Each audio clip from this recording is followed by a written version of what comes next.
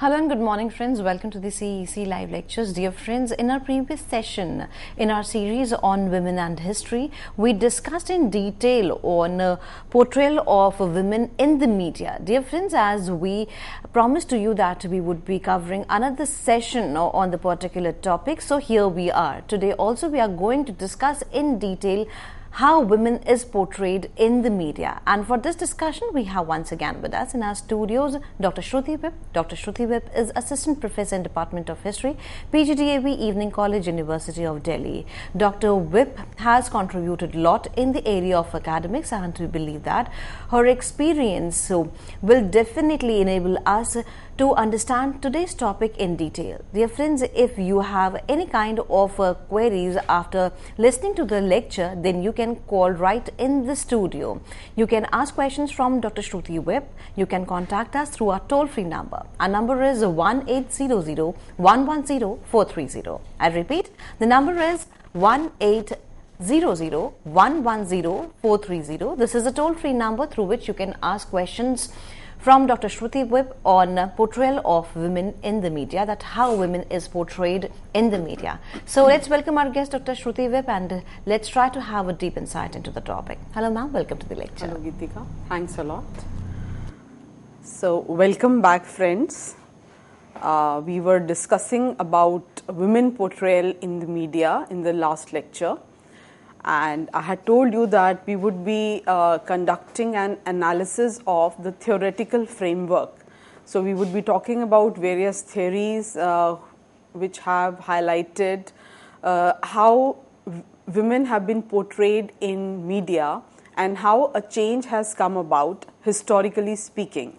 So coming back to our discussion, we would be starting our analysis with the history of media effects research, which basically means as to how the participation or the projection of women in media has changed over a period of time, and what have been the important breaking points. Now, a major change that came about in world society was with the onset of the Industrial Revolution.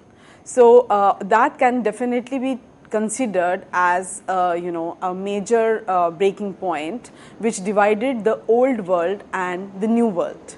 And of course, this change began in the Western world, particularly in Britain, which experienced industrialization by the second half of 18th century onwards, when gradually the putting out system was getting converted into the factory system. And gradually by 19th century, this process spread in various other European countries and then later on in America as well.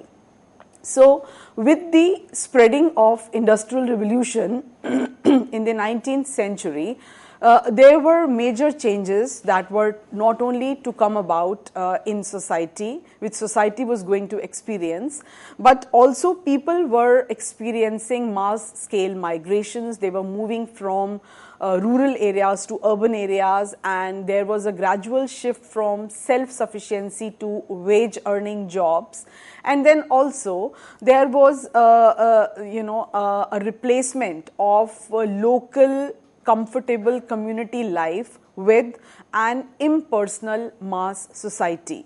So basically emergence of ghettos, emergence of towns, urban centers, rudimentary urban areas, which was the order of the day from late 19th century onwards.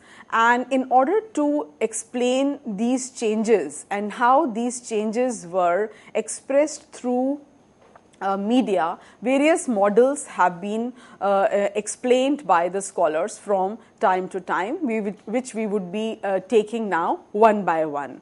So the first model that one can talk about is the propaganda and the direct efforts model. So this basically believes in the fact that the fear that media would replace influential institutions continues to have a very important role to play.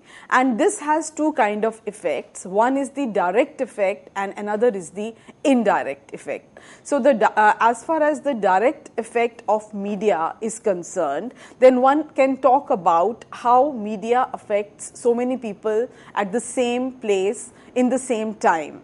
And as far as the indirect effect approach is concerned, then what needs to outline as to how people's perceptions are selective. So they have their own feelers in place, they have their own mind, and then they kind of, vet the information and whatever representations are showed to them. And so this has more of an indirect implication. Then another model that one can talk about is the critical or the cultural model.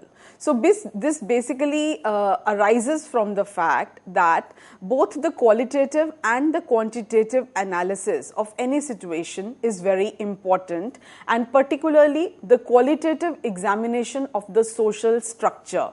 So basically what makes a society at a particular point of time has an important influence on the way media projects particular things. So this model basically looks at how people use and construct messages and how these messages are particularly selected by the media and they are shown time and again.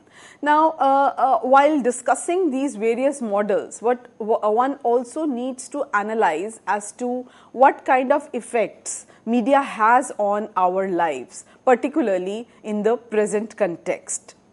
Now, these effects can categorically be divided into 4 categories. The first category is the cognitive effect, which means that these are the most common and observable, as well as short-term imbibing of information.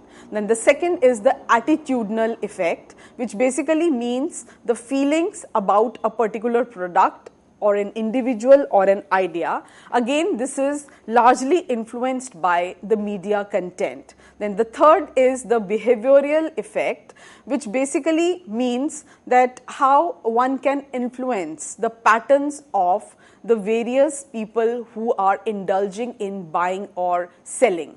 And fourthly, it is the psychological effect, and this basically deals with how the media content can inspire feelings of distrust or joy or happiness or amusement or satisfaction. So here again, media portrayal definitely has an impact on the overall process of perception.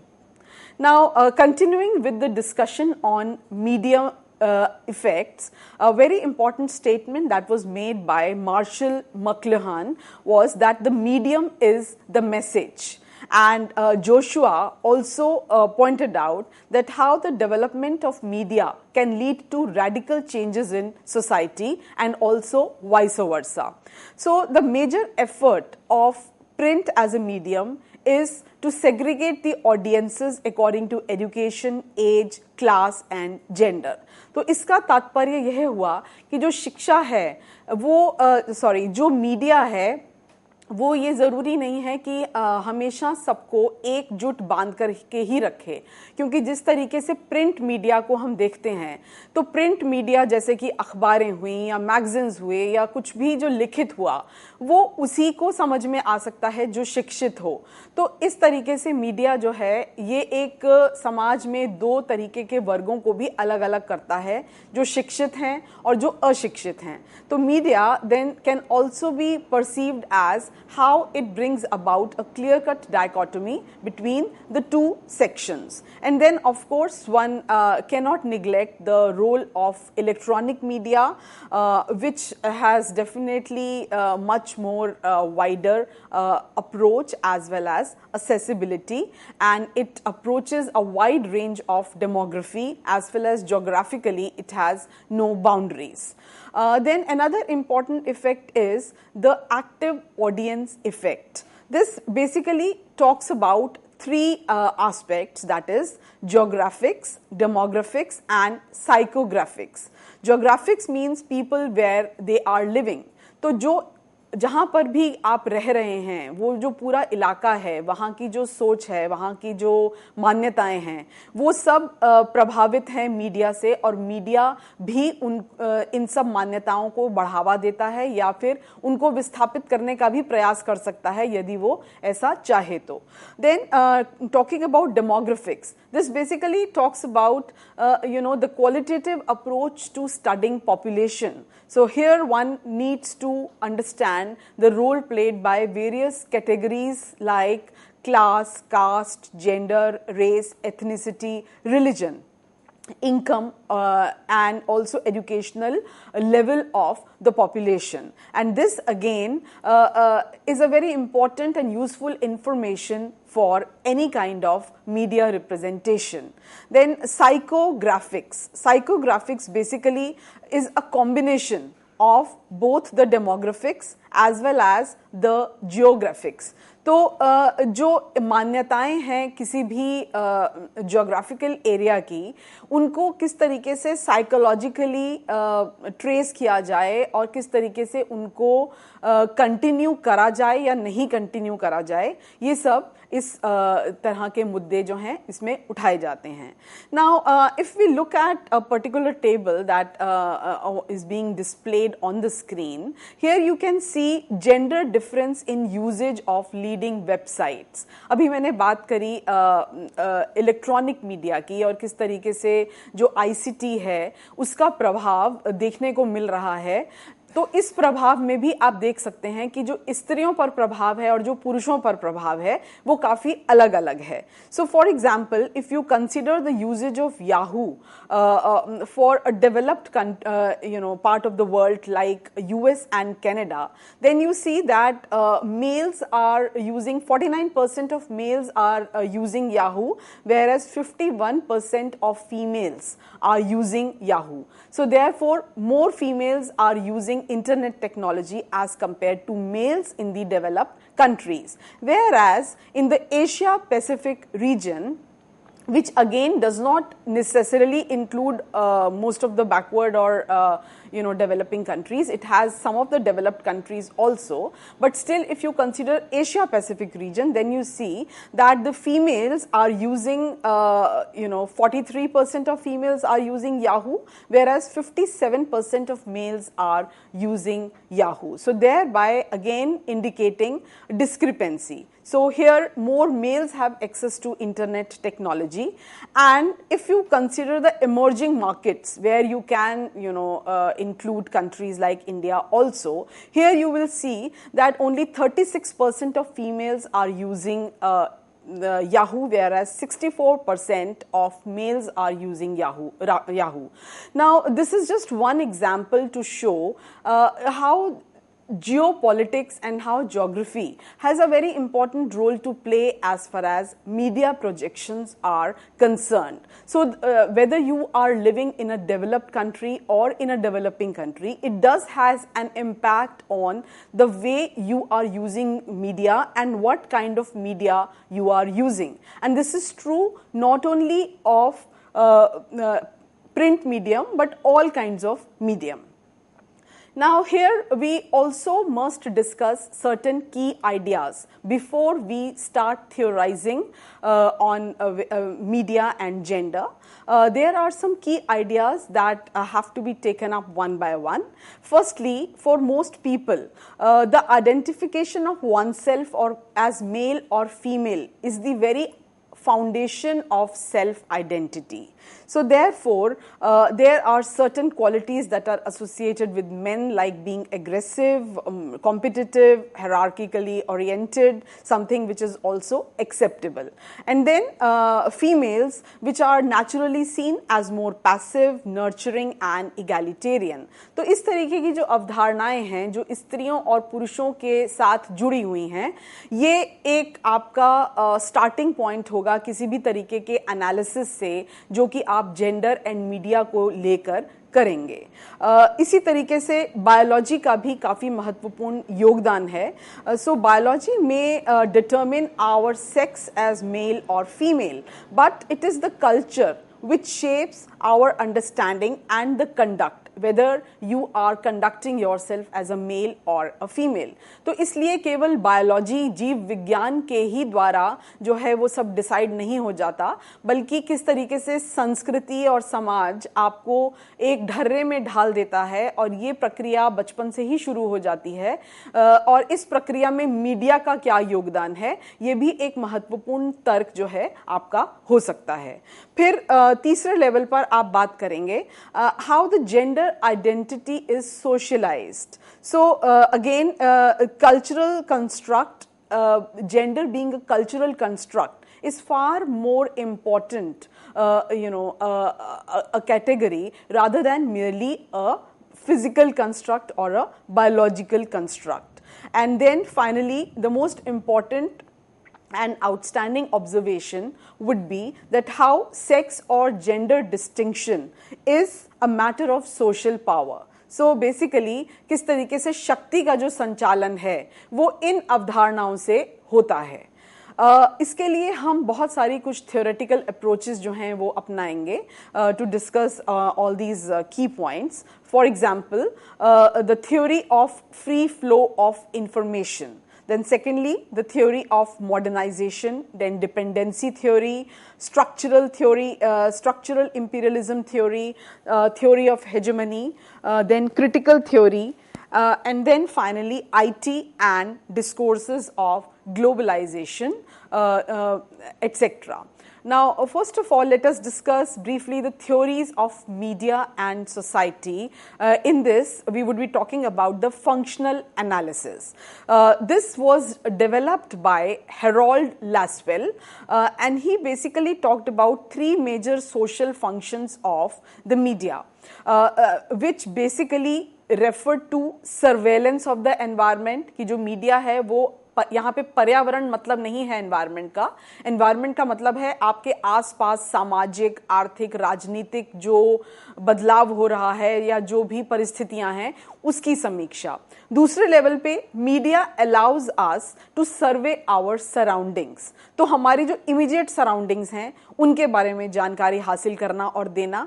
और तीसरा status कॉन्फेरल, यानी कि जो individuals हैं जिनके बारे में बात की जा रही है और जो ऑडियंस हैं उनके स्टेटस को ध्यान में रखकर कोई भी परिचर्चा करना।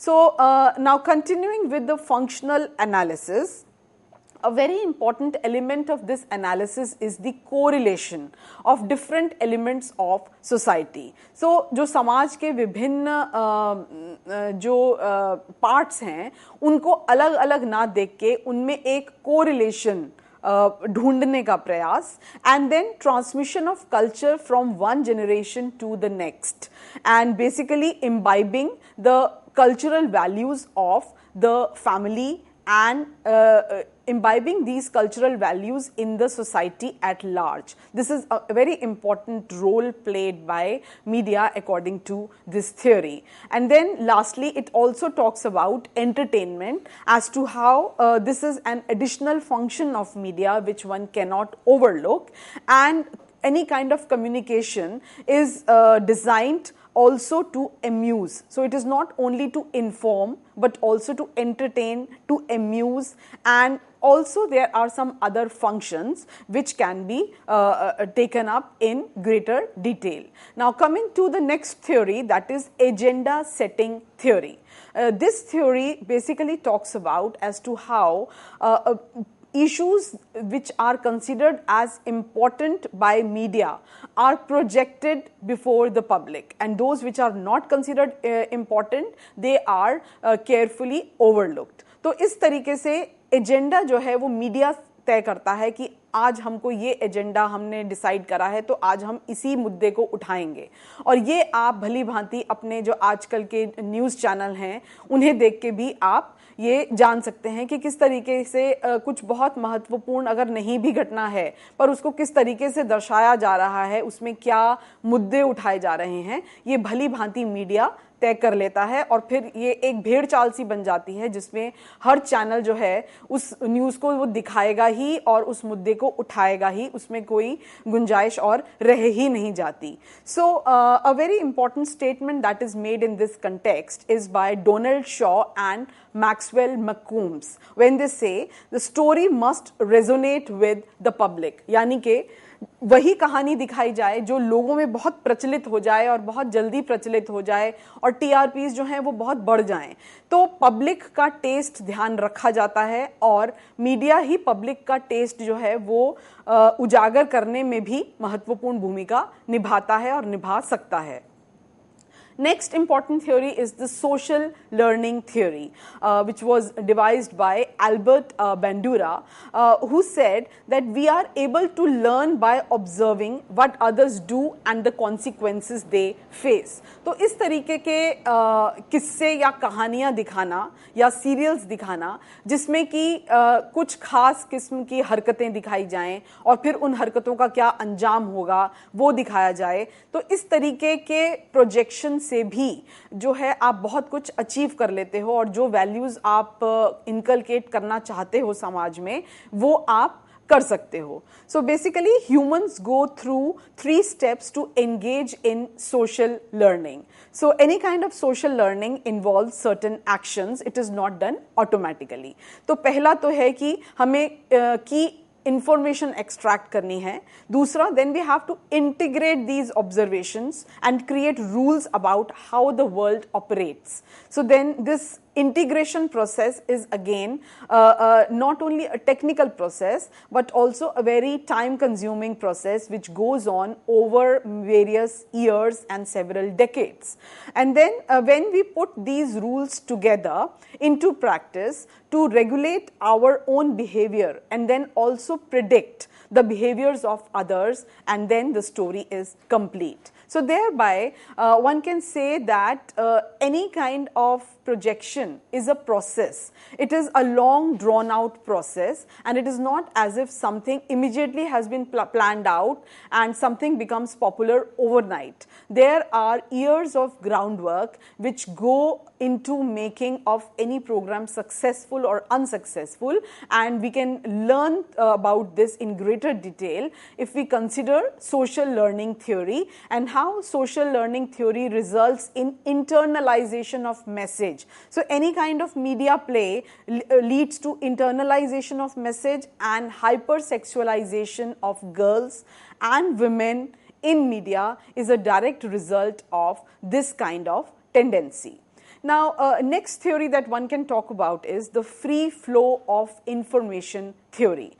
This particularly came to be used after the Second World War and the establishment of a bipolar world, which was a world. On the one hand there was America and on the other hand Russia with its own clique. So this bipolar world was free of earlier kind of free capitalism and state socialism, and then one can also talk about how the theory of international communication flows became part of this new Cold War discourse. The free flow of information now was a liberal free market discourse that encouraged the rights of media proprietors to show anything that they wanted to show and also to have greater freedom and say in picking up the themes. So the idea was to sell whatever,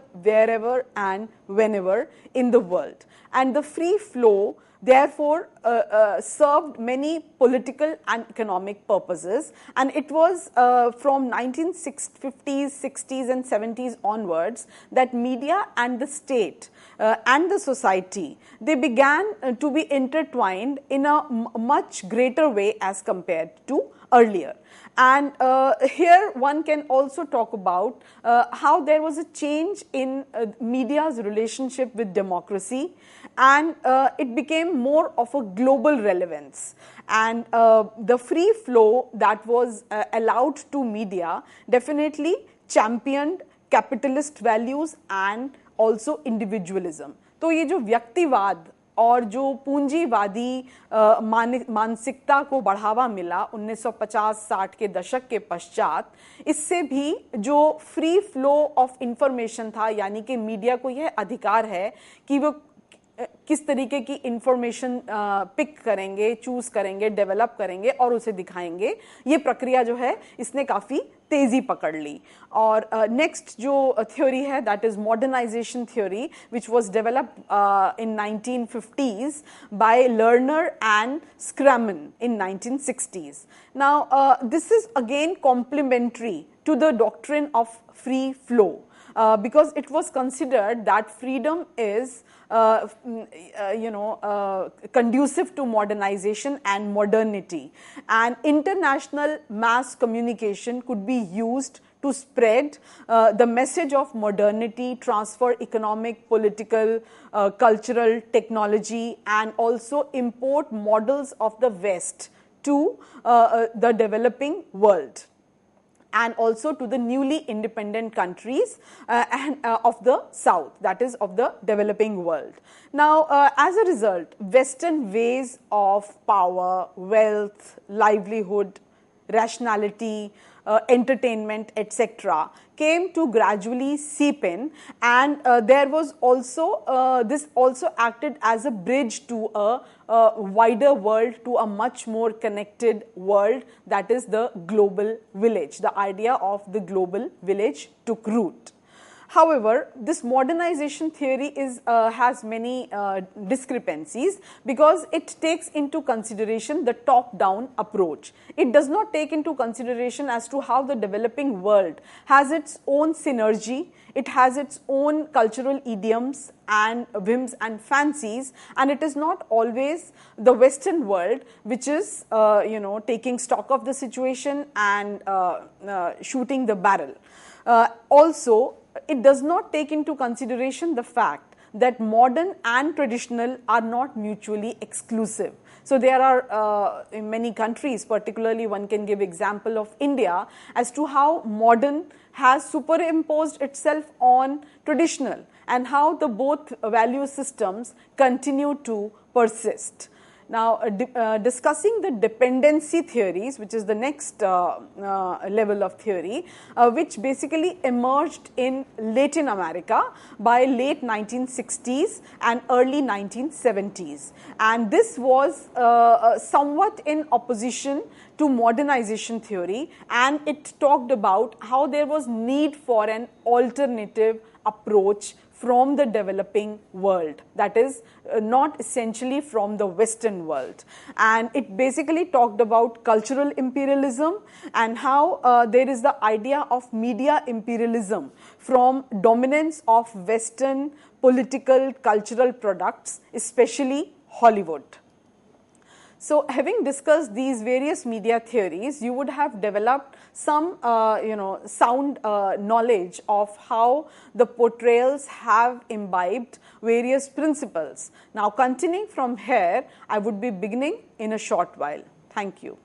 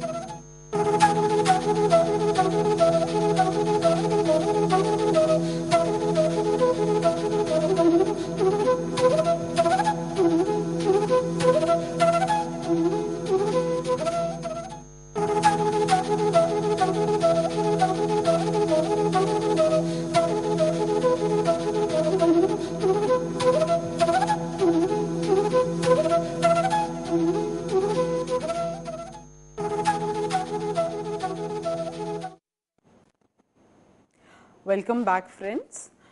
We were discussing media imperialism as to how the developed world, the Western world, has attempted to call shots, or some theorists have projected it that way.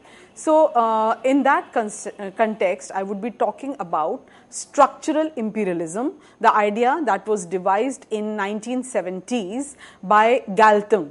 Now, Galtung pointed out that how there are notions of center and periphery, and the center basically refers here to the Western world, the Western ways of life, and the periphery refers to the developing economies, the developing world, which lies at the margins and the periphery.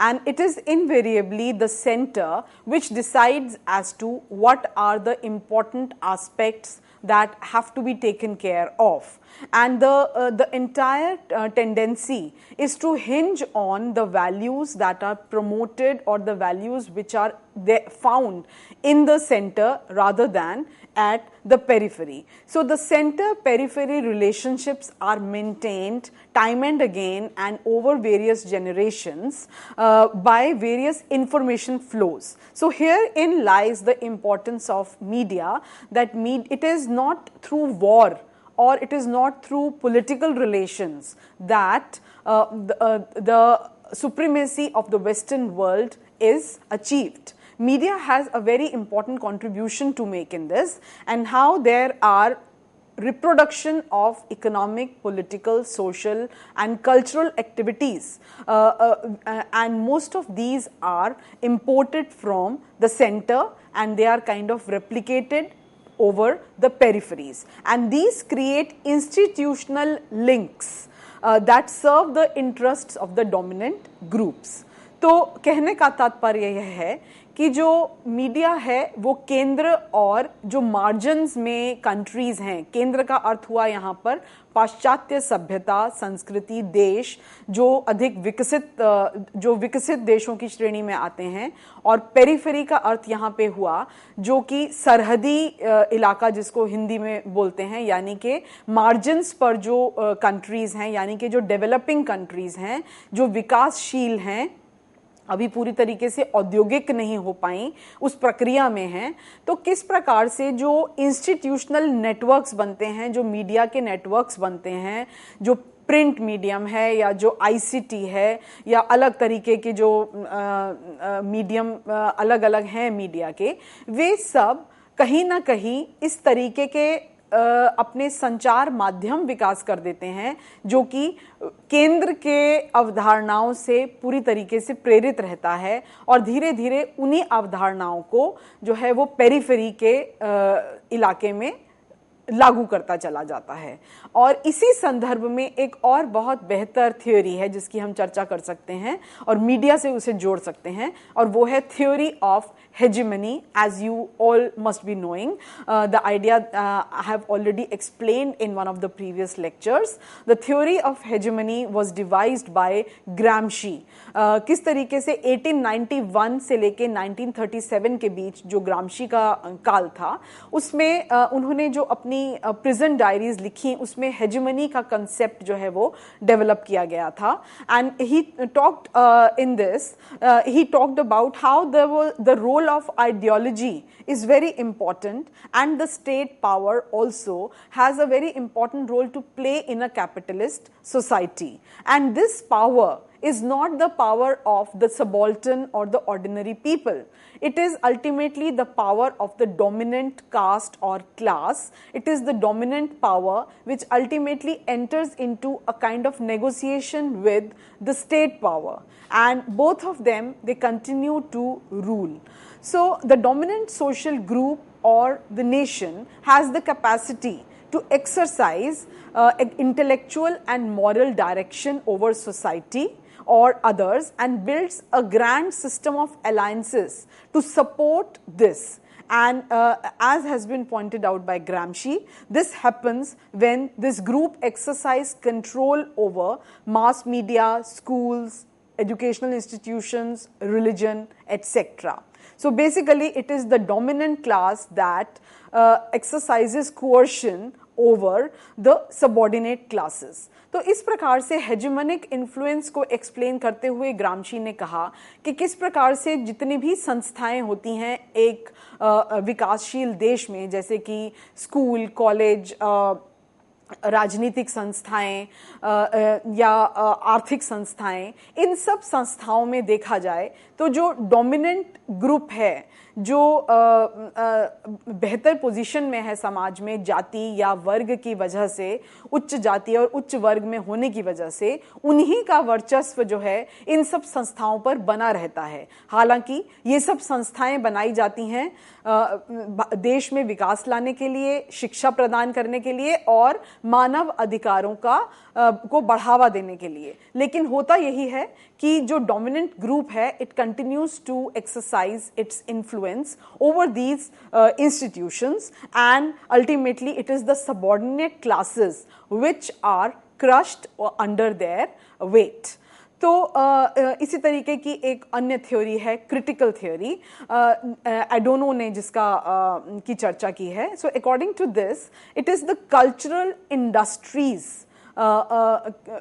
which are the focal point, which should be the focal point of production of culture, as these cultural industries play a very important role of commodification in a capitalist society, and what they are able to achieve is massification, that is creation of en masse, that is जो एक समूहीकरण जिसको बोल सकते हैं वो achieve किया जा सकता है कल्चरल इंडस्ट्रीज के द्वारा। तो कल्चरल इंडस्ट्रीज में आप यहाँ पे बेहतर एग्जाम्पल दे सकते हैं, जिस प्रकार के प्रोग्राम्स टीवी में दिखाए जाते हैं, जिस प्रकार के सीरियल्स आदि जिनकी चर्चा हमने लास्ट क्लास में की थी वो दिखाई जाते हैं, और किस तरीके से कुछ विशेष धार्मिक उत्सव जो हैं जिन्हें बढ़ चढ़ के मनाया जाता है, भले ही वो पूरे समाज के द्वारा नहीं मनाए जाते हों या सभी समुदाय द्वारा नहीं मनाए जाते हों, लेकिन उन्हें इस तरीके से प्रस्तुत किया जाता है स्क्रीन पर कि ये तो एक कॉमन कल्चर है जो कि सब इसको फॉलो करते ही हैं।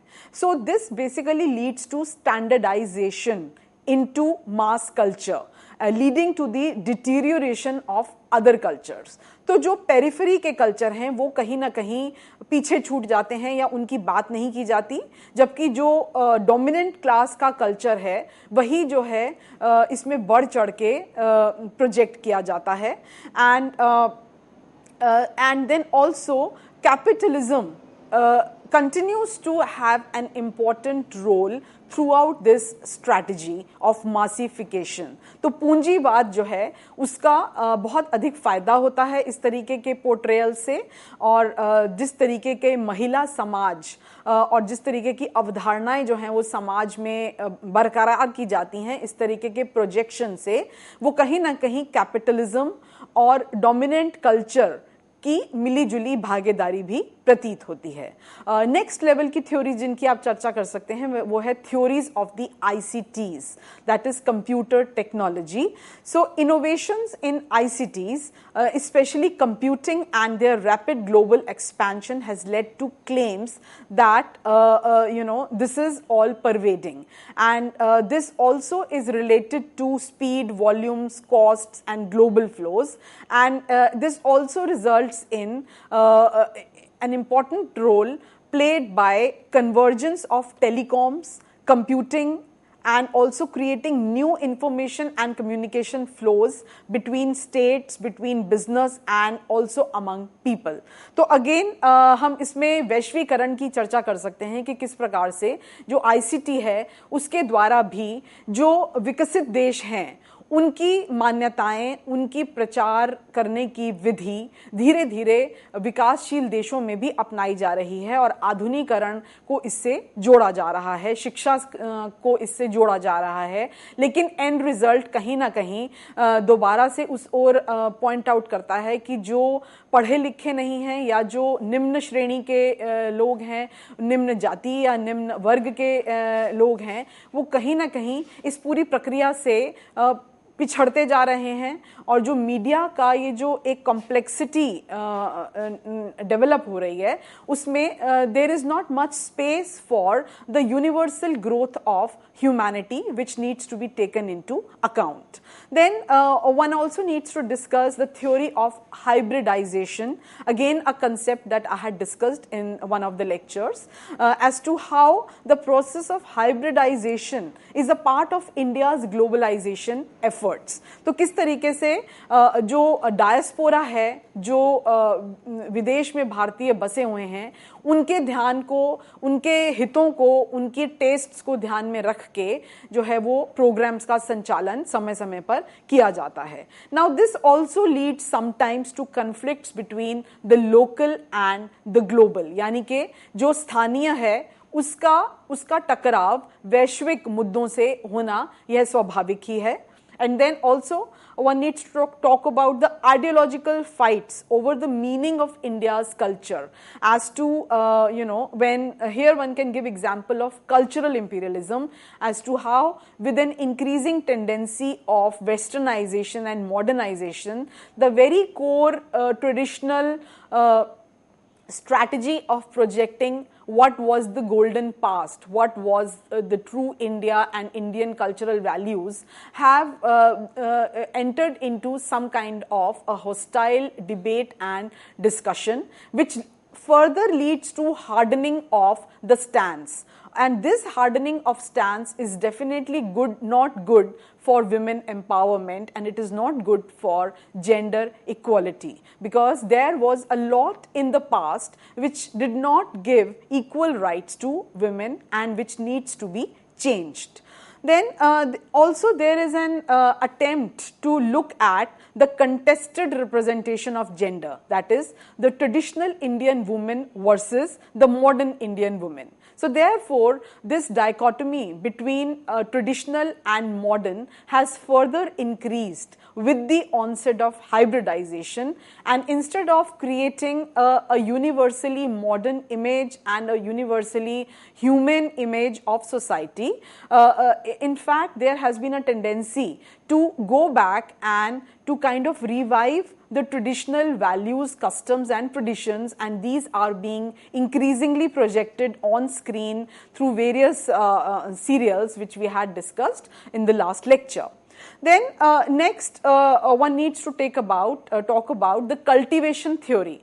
Now this again is, this means that when something is repeated and there is a repeated exposure to stereotypes of women, then certain stereotypes are completely established. For example, women are subordinate, women are defined by sexual display, and women are sexually available. So these are the kind of messages that are conveyed through various projections time to time, thereby reinforcing patriarchal, hegemonic, dominant cultural power and values.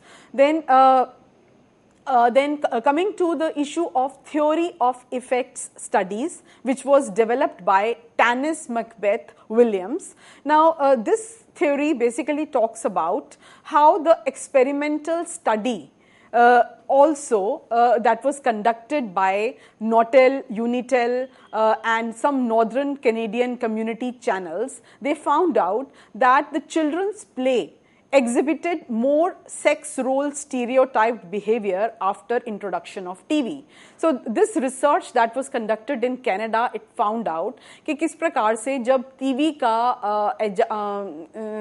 को इस्तेमाल किया जाने लगा Canada में, तो उसके बाद जितने भी शोध किए गए बच्चों के ऊपर कि वो किस प्रकार के खेल खेलते हैं, किस प्रकार के वो इमेजिनेशंस करते हैं, तो उसमें ये पाया गया कि उनके खेलों में अब प्राकृतिक नेचुरल इंस्टिंक्ट नहीं थी और वो ज़्यादा स्टीरियोटाइप्ड बिहेवियर वाले रोल, यानी कि जो फीमेल चाइल्ड थी वो जनरली अपने आप को मदर के रूप में या फिर बड़ी बहन के रूप में प्रोजेक्ट करके खेलते थे, और जो बॉयज़ थे जो वो पुरुषों की भूमिकाओं को अपने आप में धारण करके उस तरीके के वो खेल खेलते थे. So thereby proving the fact that perceptions become traditional and projections help in making the perceptions traditional. So therefore, this is again a very important observation which can help us rethink as to where we want to take our audience to, whether we want them to become more broad-minded and become more humanistic, or we want to take them back to traditional eras. Then another important theory is the theory of social psychology, where one can talk about how the self-esteem is developed or it is crushed through various media projections. Here one can again talk of the body image as to how more young women like to look thinner, differently, and they want to fit into the ideal shape, thereby bringing about lot of pressure on the gender.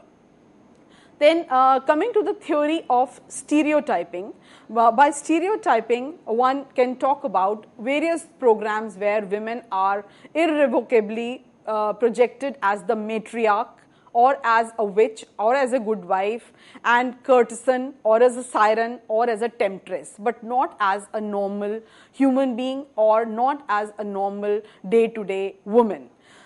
Here again, the theory of political ideology has an important contribution to make, because with the onset of egalitarianism and with the onset of democracy and voting rights being given to both men and women, and also with the growth in labor force participation of women, there was a concern, a genuine concern to remove sexist and discriminated barriers from 1970s onwards, and therefore hidden assumptions about the role of the media for refusing to reflect the multifaceted realities of contemporary women were increasingly being discussed.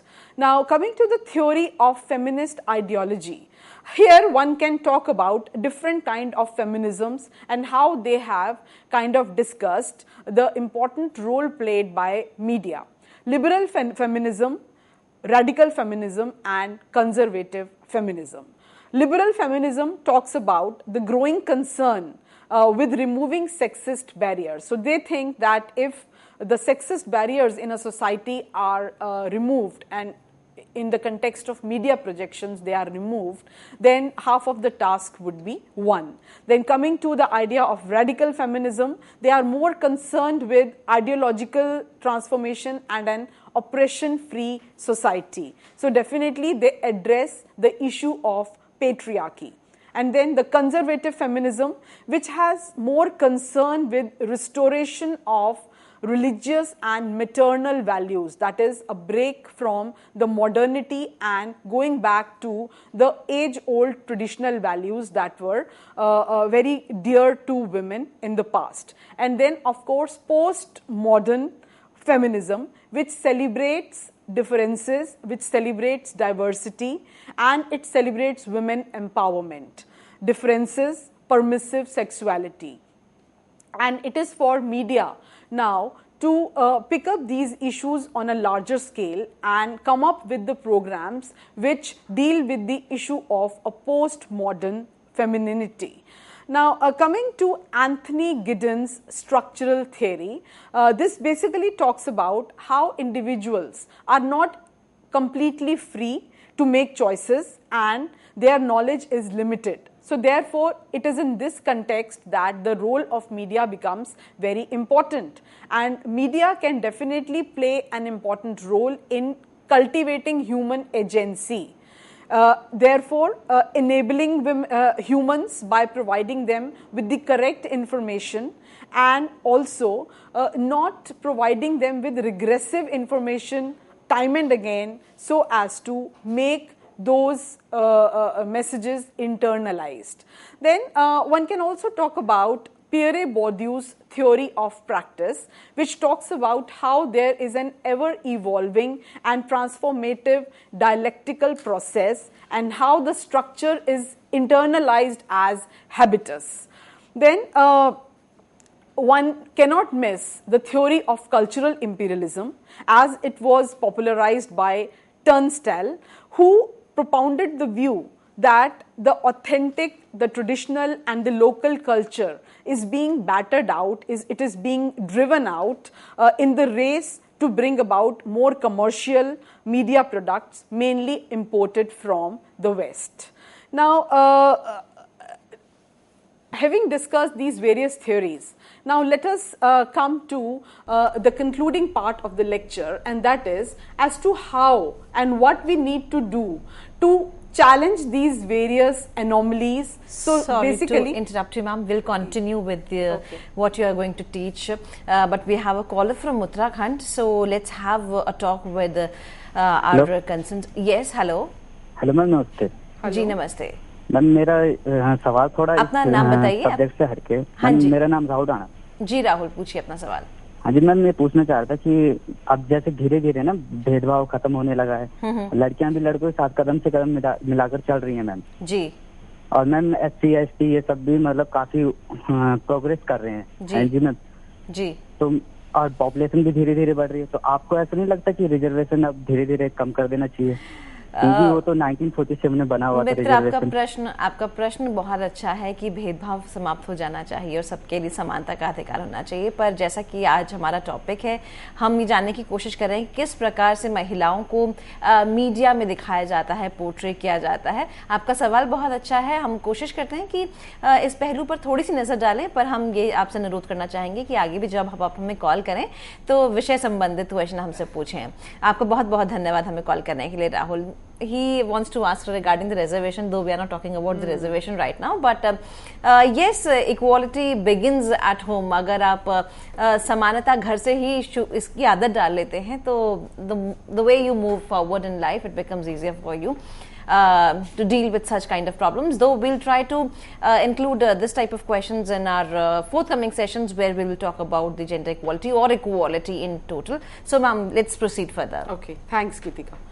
हाँ, तो अब मेरा प्रश्न यह है कि how to be media literate, यानी कि किस तरीके से हम शिक्षित हों मीडिया के प्रति और किस तरीके से जो मैसेजेस कन्वे किए जाते हैं अलग अलग मीडियम्स के थ्रू, किस तरीके से हम उन मैसेजेस को बेहतर तरीके से समझें और उनको क्वेश्चन करें, ना कि उनको पूरी तरीके से अपने अंदर ढाल लें। तो ये एक महत्वपूर्ण तरीका होगा अपने आप को ज़्यादा मैच्योर बनाने का। तो इसमें one thing that can be said is the state response. The state response is very important, and this state response also depends on the role played by public. So how the public is reacting to various portrayals, that is also very important, and this they can put pressure, people can put pressure to regulate. So the whole process of regulation, if it is not there, I think it is partly because the audience is to be blamed.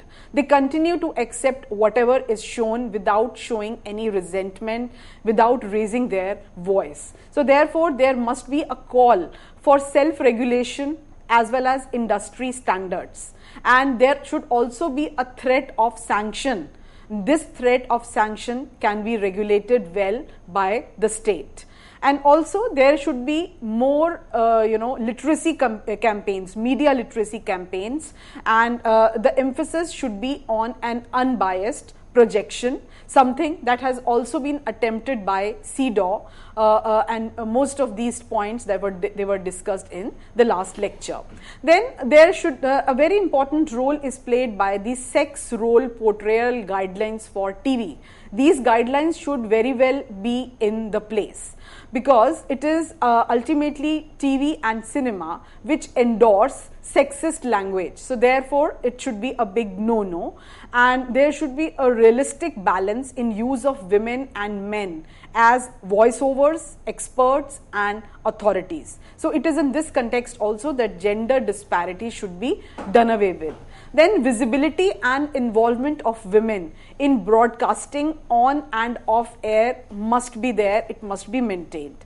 Then also portrayal of women and men with diversity of age, sex, abilities, physical appearance, color, ethnic origin, occupation, family structure, household responsibilities, etc. must be there. So thereby a broad demographic spectrum जिसमें कि विविधताएं दिखाई जाएं, यानी कि सबकी सब महिलाएं जो हैं वो सुंदर नारियों के रूप में जो कि गोरी हैं और बहुत ही अट्रैक्टिव हैं, इसी तरीके से ना प्रोजेक्ट किया जाए. जिस तरीके का एक आम समाज होता है जिसमें कि कुछ रियलिटी भी हो, उस तरीके के प्रोजेक्शंस जो हैं वो दिखाए जाने चाहिए. ये महत्वपूर्ण है. And then of course there should be no सेक्सप्लॉयटेशन.